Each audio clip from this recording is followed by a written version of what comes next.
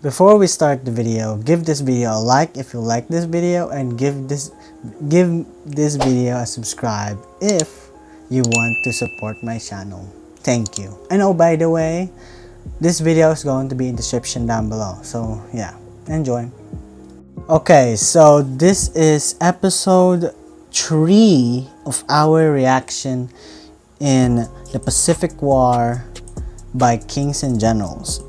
So it's been a while since we made a video about the Pacific War, and this is about Japan attacks everywhere simultaneously. And yeah, this is going to be interesting because by the looks of this, the Philippines is in the thumbnail, and yeah, they may actually preparing for the Japanese invasion, the defense of the Philippines. Then yeah, so this is episode, hold on, I'm sorry guys, this is episode 3. And why the hell is there's an ad just popped up? What is your problem, huh? What is your problem? Tell me. Anyway, I'm gonna start my recording by clicking this record button. Okay, still 0. Okay, so here we go guys. It's been a while since we reacted to my favorite history channel, Kings and Generals. And yeah, I like their videos about the Pacific War. So hold on, let me just check the audio. Okay, and the can we put it in 720p please? Okay.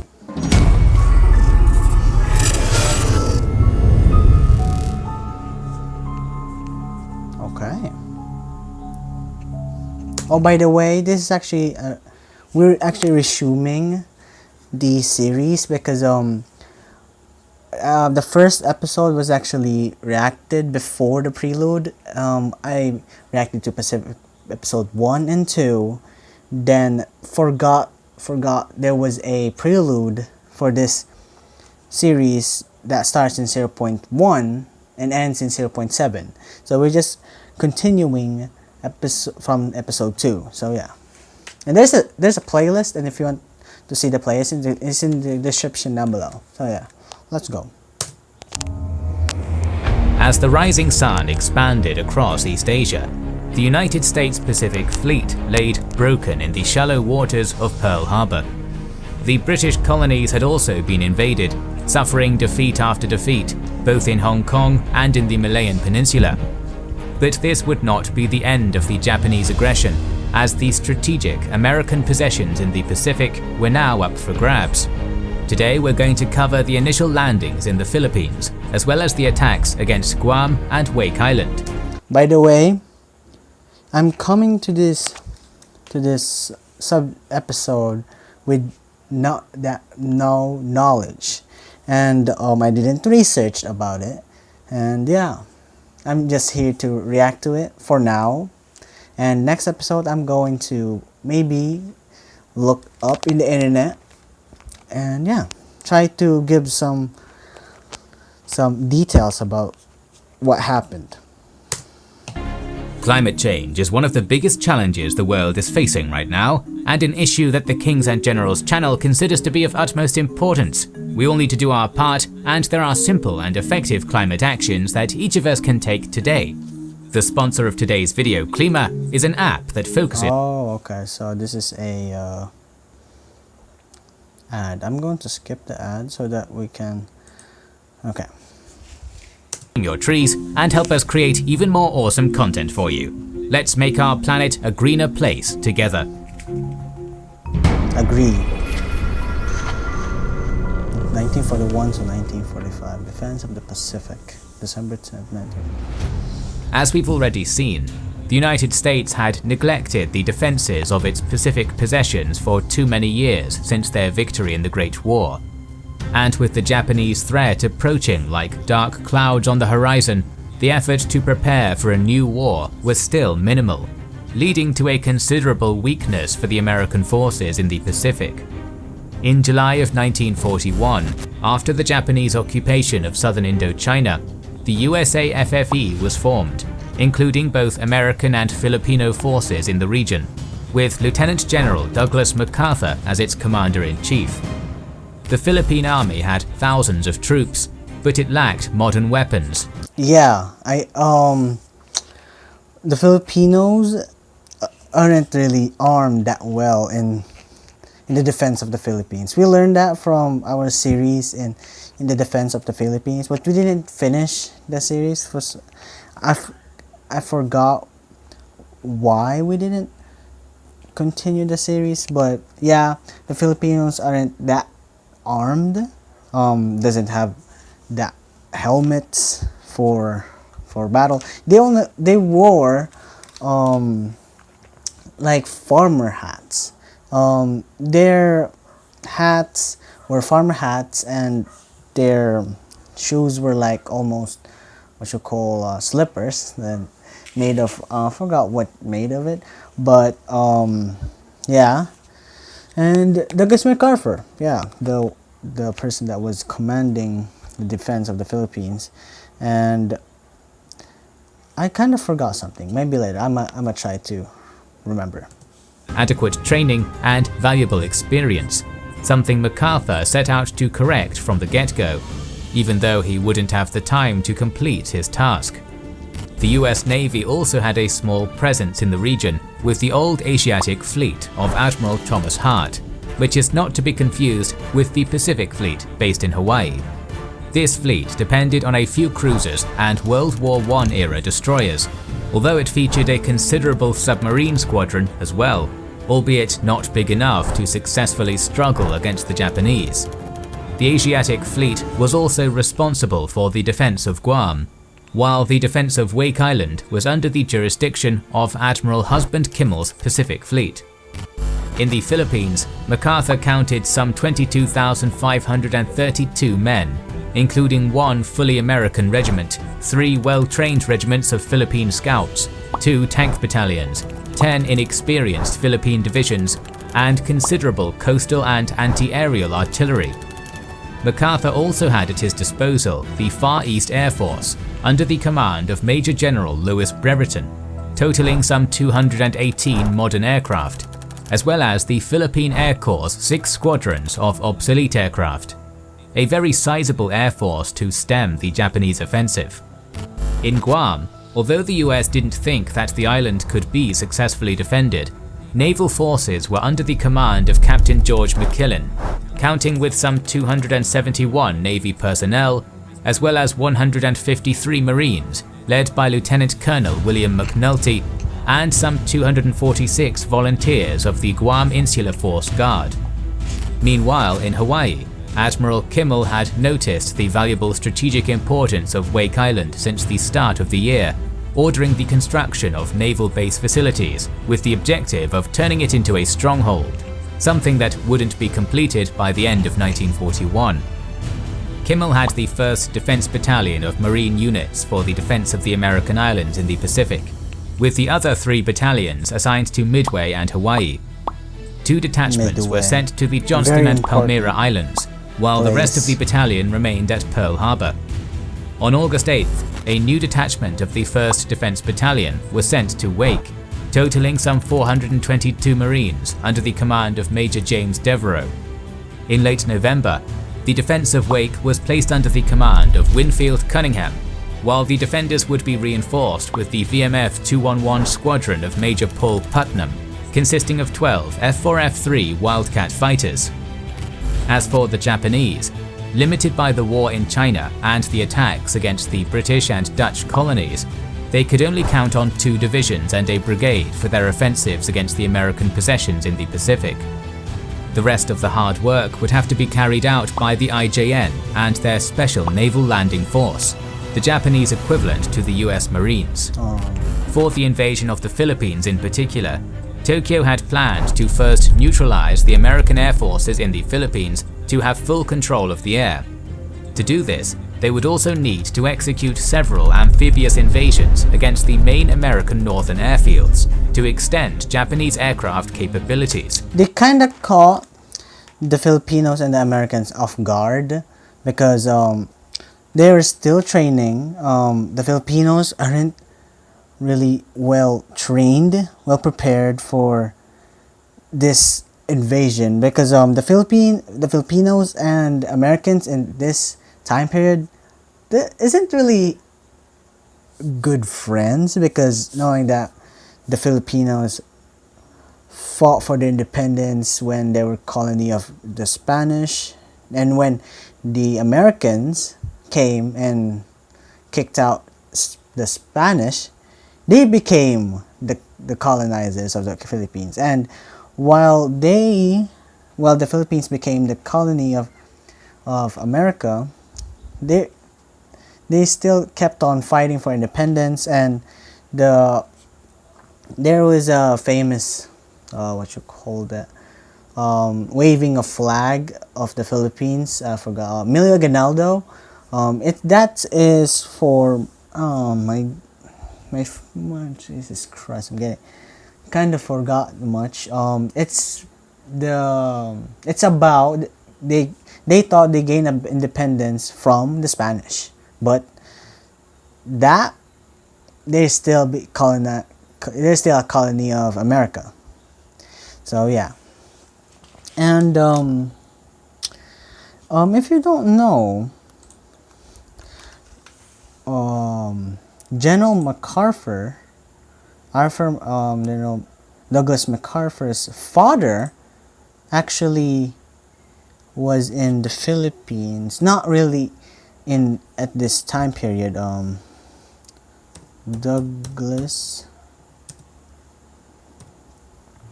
MacArthur's father in the Philippines. Douglas MacArthur.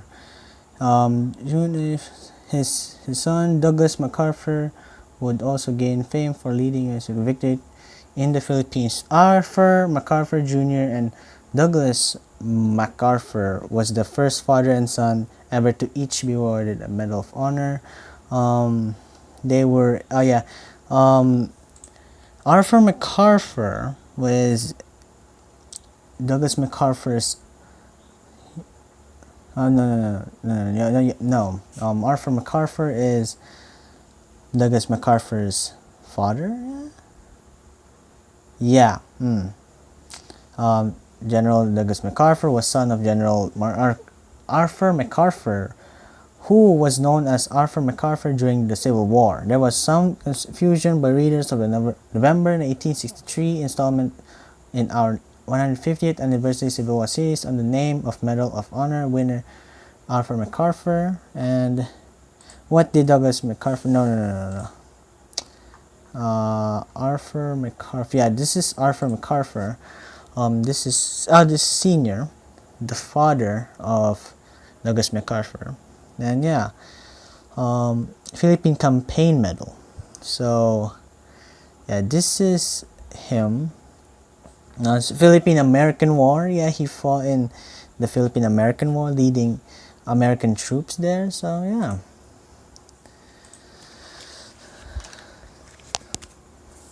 Like father and son.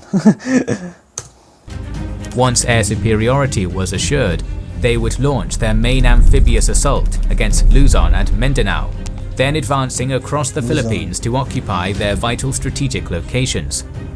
The 14th Army of Lieutenant General Homa Masaharu, consisting of the 16th and 48th Divisions, as well as the 65th Independent Mixed Brigade and 2 tank regiments, was appointed to carry out this operation, and they would be supported by the 5th Army Air Force Division of Lieutenant General Obata Hideyoshi, consisting of 183 short-range aircraft.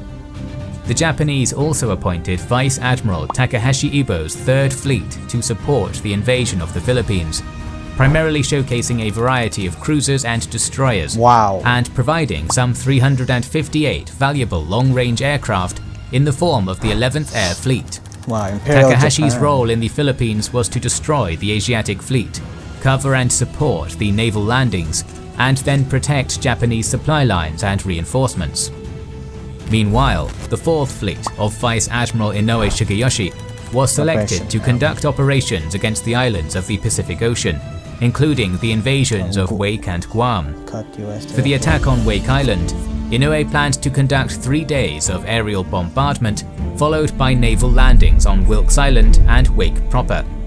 The invasion force, designated as Comdesron 6 and commanded by Rear Admiral Kajioka Sadamichi, consisted of a covering and support force of cruisers and destroyers, 34 bombers of the 24th Air Flotilla, an occupation force, and 450 SNLF Marines. For the assault on Guam, Inoue assigned the South Seas Detachment of Major General Hori Tomitaro, mainly consisting of 4,886 men from the 144th Infantry Regiment. Okay, I'm going to mute that because maybe it's copyrighted, but yeah. Valorant, nice. To support the naval landings on Guam, the Japanese would also appoint the 6th Cruiser Division of Rear Admiral Goto Aritomo, consisting of 4 heavy cruisers, 4 destroyers, and 370 SNLF Marines. Inoue also planned to occupy the Gilbert Islands and to conduct bombardments of the Howland and Baker Islands. For this operation, he created a supporting group under the command of Captain Miyazaki Shigetoshi, consisting of 2 mine layers, 2 destroyers and a gunboat, to escort the 51st Naval Garrison Unit in its invasion of the Gilberts. At the same time, the 24th Air Flotilla was placed in charge of the bombardment of the Howland, Baker and Gilbert Islands. As we've seen, on December 2nd, the order to climb Mount Nitaka was given, setting up the final preparations for the Japanese offensives to be launched on December 8th. 3 days later, Honma's men departed Hahajima en route to Guam, with the objective of landing at Tumon Bay on the southwest coast near Merizo and on the eastern shore of Telefufo Bay. The other invasions, however, would have to wait first for the airstrikes to be successful. Around 0300 hours on December 8th, the American commanders in the Philippines were informed of the attack on Pearl Harbor. Although the US thought that the Philippines were a lost cause and only wanted to execute a limited resistance for reinforcements of the Pacific Fleet to arrive, MacArthur had planned to do a more active defense, trying to defeat the Japanese on the beaches before they could establish a foothold. Thus, he established 3 main defensive forces: the North Luzon Force of Major General Jonathan Wainwright, the South Luzon Force of Major General George Parker Jr., and the Visayan Mindanao Force of Brigadier General William Sharp. MacArthur also believed that the combined strength of the Asiatic Fleet and his air forces were capable of destroying any Japanese fleet, something Admiral Hart opposed, believing it would be best for his forces to retreat south and join a combined fleet with the British and the Dutch. General Brereton wanted to prepare a retaliatory B-17 bombing strike against Formosa in accordance with the Rainbow 5 war plan. At 0530, Chief of Staff of the US Army, General George Marshall, ordered MacArthur to execute the existing war plan, Rainbow 5, but MacArthur did nothing. General Brereton proceeded 3 times to ask permission, and was denied until he personally spoke to MacArthur at 1100, finally obtaining permission. This procrastination of a preemptive attack would cost them dearly. Meanwhile, at Wake, the American defenders were informed of the attack on Pearl Harbor around 0600, quickly rushing to man the island's defenses. 4 Wildcats were also sent to patrol around Wake, with the rest being prepared for liftoff. Around 0700, Japanese aircraft took off from Formosa, heading towards the Philippines and then striking Tuguegarao and Baguio at 0930. At this point, Army bombers returned to Taiwan, leaving the Americans feeling like the attack was over, even though it had just begun. 34 bombers had also taken off at dawn from Roy Island towards Wake, while from Saipan, Japanese aircraft struck Guam, destroying one of their mine layers. At the same time, Japanese bombers from the Marshall Islands shelled Nauru, Howland, Baker and the Gilbert Islands. As a result, airstrips and infrastructure on the islands were damaged, and Howland lost 2 of its 4 colonizers. Meanwhile, troop transports from the Marshalls also began to embark en route to the Gilberts. They would arrive on December 9th, with SNLF Marines landing on Makin and Tarawa unopposed, and starting the construction of seaplane bases there. 2 days later, the Japanese would also take control of Little Makin and Buketi, completing their invasion of the Gilbert Islands. And back to the main action, Japanese Navy bombers caught the Americans unaware at 12:30. Okay, let's stop there. They thought just there were few planes just flew by, just bombed the place at the north of the Philippines. They just thought, oh, you know what, that's it, okay, it's done. But yeah, they got caught off guard, and yeah, MacArthur was forced to get out of the Philippines and leave like some Americans and some Filipinos fighting the Japanese invaders. And when the Philippines fell, and what happened was a death march, the Bataan Death March. And I saw a video that is about the fall of the Philippines and the Bataan Death March in Kings and Generals, and yeah, it's exciting to learn more about the Bataan Death March because the Bataan Death March is just not really close to us, but just maybe from here maybe around 3 or 4 hours drive, or some boat. Yeah, it's just pretty close. So yeah, almost. I don't know. I don't know much about the Philippines cities, and that was just my guess. So yeah, maybe a 3-day or 2-day. I don't know. Bombarding the Iba airfield and destroying a flight of P-40s and its radar station. They then headed to Clark Field, where they managed to destroy most of the American aircraft on the ground, leaving only 17 B-17s operational. Dang. By afternoon, half of the Far East Air Force was shattered, assuring Japanese air superiority for the rest of the campaign. What? The car, bro? Douglas MacArthur's procrastination of Brereton's requests cost them dearly. At the same time, Japanese bombers at Wake managed to slip through the American patrols, then bombarded the airfield and destroyed 8 Wildcats on the ground. They also struck the American camps, defenses and seaplane facilities, causing considerable damage before returning back to the Marshall Islands. In a single day, the Japanese air forces had repeated their success at Pearl Harbor, leaving the American presence in the Pacific severely weakened. Furthermore, some 490 SNLF Marines had already landed on Bataan Island, taking control of its small airfield to further execute air operations. This convinced Admiral Hart to order the bulk of the Asiatic fleet to withdraw and join the British and the Dutch on Borneo, just as he had planned. More aerial bombardments over the remaining American airfields would follow in the next few days, destroying most of the remaining aircraft and leaving only a handful of P-40 and B-17s unscathed. Dang. Thus, MacArthur was left without naval or air forces, alone to defend the Philippines with his ground divisions. Wake and Guam were also hit again on December 9th, although this time the American defenders were prepared to brace against the Japanese attack, so they didn't suffer much damage. More air attacks would follow on December 10th, but this day would also see the first major fighting in the Pacific. Around Okay, another ad, and we all know we have to skip this, and I'm gonna mute the audio. Okay. My goodness. Around 0200, Goto's 370 SNLF Marines landed at Agenya Bay, quickly engaging the men of the Guam Insular Force Guard and overtaking their positions with their superior firepower. They subsequently advanced towards Sume and the Marine Barracks, while Hori's South Seas Detachment landed at its objectives practically unopposed, and then started its advance across the island. Some fighting ensued on Aganya's Plaza de España, and soon Captain McKillin saw that further resistance was pointless, calling a ceasefire.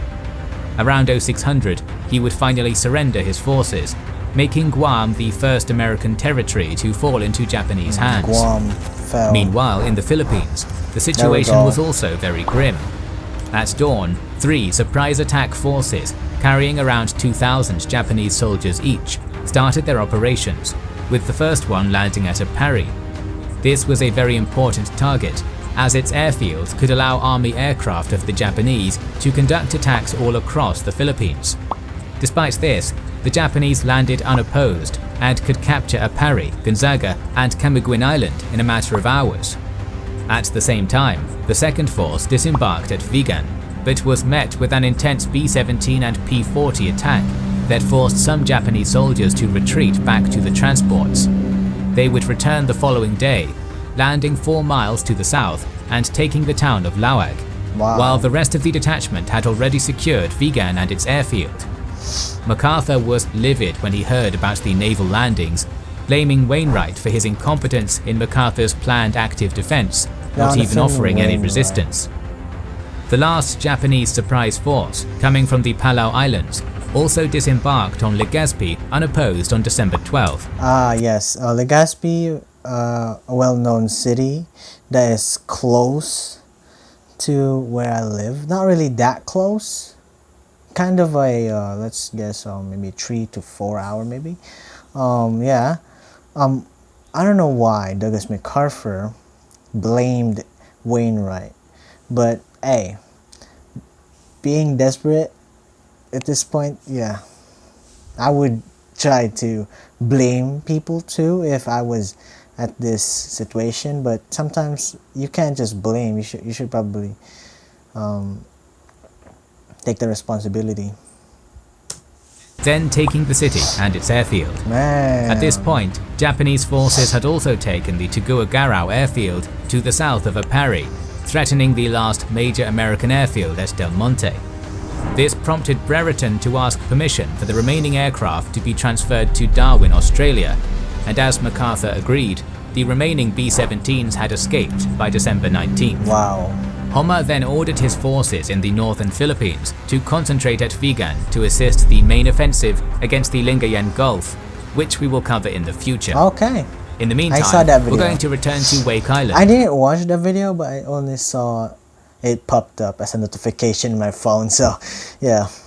Where hell was going to be let loose on December 11th. Wow, hell. Early in the morning, Kajioka's invasion force arrived in the vicinity of Wake and proceeded to take positions for the landing of his troops. Okay. He subsequently ordered to start the bombardment of the American positions on the beaches. In response, Devereux quickly ordered his forces to track their objectives and to hold their fire for the Japanese ships to get in range of their batteries. Around 0600, as Kajioka's flagship, the Yubaru, reached Peacock Point, Devereux knew that it was now or never, so he gave the command to open fire. Immediately, a rain of fire fell upon the Japanese warships. From Peacock Point, Battery A opened fire over the Yubari, hitting her 4 times on her port side. As Kajioka's flagship turned to starboard while engulfed in smoke, a destroyer swept in and tried to protect her, getting hit once without much damage before Kajioka's escape. At the same time, Battery L on Wilkes Island opened fire over the destroyer Hayate, hitting it 3 times. The destroyer then exploded, broke in 2 and finally sank, the first Japanese vessel to sink in the Pacific War. Wow, okay. Battery L then targeted another destroyer, hitting it once, but at this point most of the Japanese vessels had already gotten out of range of the American guns. Meanwhile, Battery B on Peel Island exchanged fire with 3 destroyers and 2 cruisers, giving and receiving considerable damage without major losses on either side. With the retreat of the invasion force back to the Marshall Islands, the Japanese had been defeated, although this was not the end. Major Putnam's 4 remaining Wildcats soon pounced on the retiring ships with guns blazing. They managed to explode another destroyer and severely damage 1 cruiser before the Japanese were out of range, with only one of the Wildcats receiving some damage. Yet despite the great American victory, the Japanese immediately retaliated with an air bombing run over the batteries on Peel Island, which had been pinpointed by Kajioka's forces. Devereux would then change the location of these batteries to the east end of Peel to avoid more losses. Nonetheless, this was the first time the Japanese behemoth had been stopped, and amidst the many failures the Allies had already suffered in the east, It brought hope back to the defenders in the Pacific. Yeah, for morale. But this was hardly the end, But yeah. as the Japanese would come back once again to take the island in the following weeks. Next week, we're going to cover the continuation of the Japanese advance across the Pacific and start the invasion of British Borneo. So make sure you are subscribed and have pressed the bell button to see the next video in the series. Please consider liking, commenting and sharing, it helps immensely. Our videos would be impossible without our kind patrons and YouTube channel members, whose ranks you can join. Okay, I'm gonna end the recording. So yeah, wow. That is episode 3 of the Pacific War by Kings and Generals, and the next episode is going to be Japan continues attacking Borneo and